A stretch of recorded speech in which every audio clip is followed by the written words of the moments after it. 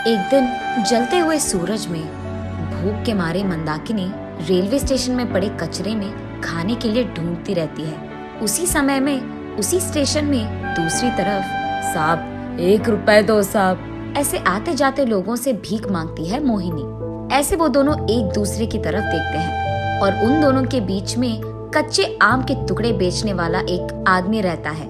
उस आदमी को देखते ही दोनों के आंखों में आंसू भर आते हैं।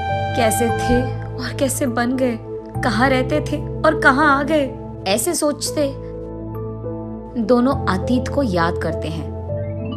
एक छोटी सी घर में मंदाकिनी, मोहिनी, उनका पिता रंगैया और माँ रत्तालू एक ही घर में साथ में रहते थे। रंगैया बहुत बीमार था। उनको न खाने के लिए खाना था, न ही रंगैया की बीमारी का इलाज करवाने के पैसे।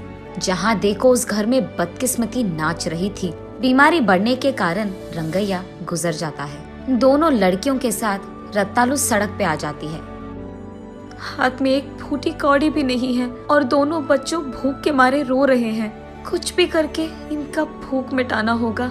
ये फैसला करके उन दोनों बच्चों को लेकर सड़क पे घूमते हुए आखिरकार रेलवे स्टेशन पहुंच जाती है रत्तालू। वहाँ इधर उधर घूमती रहती है।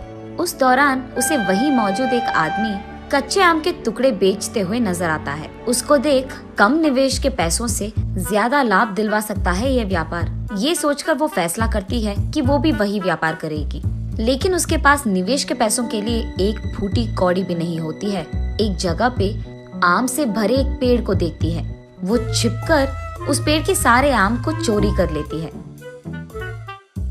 उसके बाद उन कच्चे आमों का टुकड़े करके रेलवे स्टेशन में नमक और मिर्ची का पाउडर लगाकर बेचने लगती है। कच्चे आम के टुकड़े, कच्चे आम के ताजा टुकड़े, आइए बाबू आइए, एक टुकड़ा खरीदिए। नमक और मिर्ची से बनाए हुए मीठे मीठे आम के टुकड़े, आइए बाबू एक टुकड़े का स्वाद कीजिए। अगर आपको पसंद आया तभी खरीदिए। ऐसे चिल्ला चिल्लाकर सारा दिन वो रेलवे प्लेटफॉर्म पे आम के टुकड़ों को बेचते रहती है। ऐसे दिन भर चिल्लाने के बाद उसे कुछ पैसे मिलते हैं। ऐसे उन तीनों को उस दिन थोड़ा खाना नसीब होता है। ऐसे ही अगले दिन भी और थोड़े आम को चोरी करके उनके टुकड़ों को बेचकर पैसे कमाती है। पिछले 2 दिन की तरह ही अगले दिन भी आम को चोरी करने उस पेड़ के पास जाती है, ये सोचकर कि उसे कोई नहीं देख रहा। लेकिन वहाँ मौजूद आम के पेड़ के मालिक को रत्तालू रंगे हाथों पकड़े जाती है। वो आदमी रत्तालू को आम के पेड़ से कसकर बांध देता है। उस आदमी के पास मौजूद कोड़े से रत्तालू को मारने ही जाता था कि मोहिनी मंदाकिनी दोनों उस मालिक के पांव पड़कर, साहब हमारे माँ को मत मारो साहब, माँ को छोड़ दो साहब। ऐसे वो दोनों उस मालिक के दोनों पांव पे गिरकर रोते रहते हैं। साहब खाने के लिए चोरी किया है साहब, मैंने पैसे नहीं है साहब, बच्चों को खिला भी नहीं पा रही, खाना खाकर बहुत दिन हो गए साहब, इसलिए चोरी करना पड़ा। ऐसे रत्तालू रोते हुए उस आदमी से कहती है। लेकिन फिर भी वो मालिक कोड़ा से रत्तालू को मारने ही जा रहा था।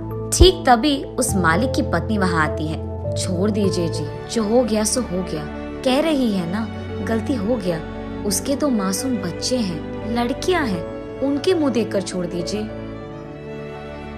ये सुनकर मालिक, देखो आइंदा अगर यहाँ तुम नजर आई तो इस बार जिंदा नहीं छोड़ूंगा, ऐसे क्रोधित होता है।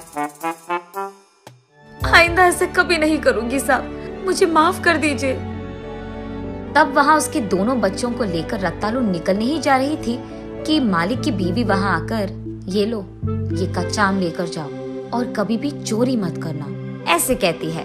वो आम लेकर, जी मैम साहब। वहाँ से उस आम को उसके दोनों बच्चों को लेकर रत्तालू घर जाती है। उस पके आम को दोनों में बांटकर खिला देती है रत्तालू। बचे हुए बीज को वो बाहर बरामदे में फेंक देती है। उस रात पूरा वो अपने बच्चों को अपने पास सुलाकर रोते ही रहती है कि उसकी जिंदगी भला ऐसे क्यों हो गया।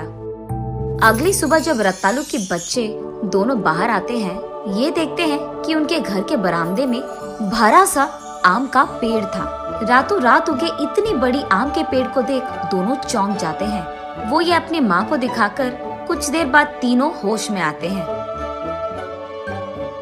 खुशी के मारे कुछ पके आम, कुछ कच्चे आम लेकर तीनों उन आमों को रेलवे स्टेशन ले जाकर एक कच्चे आम, एक पके आम और एक कच्चे आम के टुकड़े बेच रहे थे।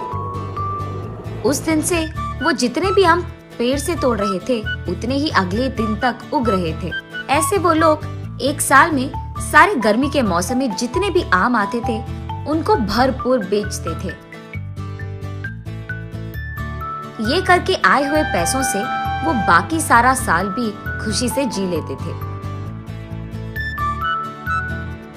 ऐसे कुछ साल गुजर जाते हैं। मोहिनी और मंदाकिनी भी बड़े हो जाते हैं। रत्तालू बीमार होती है और उसके गुजर जाने से पहले दोनों बेटियों को बुलाकर ऐसे कहती है, तुम दोनों में बंटवारा करने के लिए मेरे पास कोई जायदाद नहीं है, क्योंकि तुम दोनों को भी पता है कि इतने दिन हम कैसे जिए। हाँ, अब मेरे पास ज्यादा वक्त नहीं है। अब से तुम दोनों एक दूसरे का सहारा बनो। अब हमारे पास सिर्फ ये घर और हमारे बरामदे की वो आम की पेड़ बचा है। इन सब का इस्तेमाल करके तुम दोनों को जिंदगी में सफल होना होगा। ये कहकर रत्तालू गुजर जाती है। उसके कुछ दिन बाद मोहिनी मंदाकिनी से ऐसे कहती है, माँ की आखिरी इच्छा ये थी कि इस घर और उस पेड़ का इस्तेमाल करके हमें सफल होना है। मैं अपना हिस्सा बेचकर शहर जाना चाहती हूँ। कहो, तुम्हें घर चाहिए कि पेड़? ऐसे कहती है। अगर हमारा आधा आधा हिस्सा है तो दोनों चीजों की आधा हिस्सा मिलनी चाहिए ना। अगर घर एक और पेड़ एक ले लेगा तो वो आधे में बंटवारा कैसे होगा? वैसे इन सबको बेचकर आए हुए पैसों से तुम शहर में कितने ही दिन रह पाओगे? यही रहकर हम दोनों एक व्यापार शुरू करते हैं। अगर दोनों का आधा हिस्सा बंटवारा करेंगे तो उनको बेचना मुमकिन नहीं होगा, और वैसे भी मुझे यहाँ नहीं रहना है। ठीक है, फिर तुम ही इन दोनों का बंटवारा कर दो। उसमें क्या बड़ी बात है? घर में आधा हिस्सा मेरा, आधा तुम्हारा। पेड़ का ऊपर हिस्सा मेरा और नीचे का भाग तुम्हारा। ये तो नाइंसाफी है। पेड़ के नीचे के भाग से मैं क्या करूँगी? तो फिर घर और पेड़ के आधे हिस्सों से मैं भी भला क्या ही करूँगी? शहर कैसे जाऊंगी? अगर वो नाइंसाफी है तो ये भी नाइंसाफी है। अच्छा तो ठीक है, पेड़ के नीचे का भाग तो मेरा ही है ना, मैं उसके साथ जो भी करूं मेरी मर्जी। ये कहकर वो कुल्हाड़ी से पेड़ के नीचे के भाग को गुस्से में काटने लगती है। ये देख मोहिनी क्रोधित होकर, अच्छा तो फिर घर में आधा हिस्सा भी मेरा है ना, मैं उसे कुछ भी करूं। ये कहकर वो उसके हिस्से के घर को जला देती है। कुछ देर बाद आम का पेड़ नीचे गिर जाता है और उनका घर सत्यानाश। ऐसे वो दोनों बिना सोचे समझे गुस्से में ये सब करने के कारण ही उनका जिंदगी पलट जाती है। ना उनके पास काम करने के लिए कुछ है, ना खाने के लिए कुछ। सड़क पे भीख मांगते हुए रह गए। ये सब याद आने के बाद वो वर्तमान में आकर यही सोचते रहते हैं कि सोच के बिना किए हुए इस हरकत का इतना बड़ा परिणाम होगा, ये उन्हें नहीं पता था। लेकिन अब बहुत देर हो चुकी थी। नैतिक दरवाजा खड़खड़ाकर आए हुए किस्मत को और मौके को कभी ना नहीं करते। अगर उनका सही उपयोग नहीं किया तो जिंदगी पलट जाए।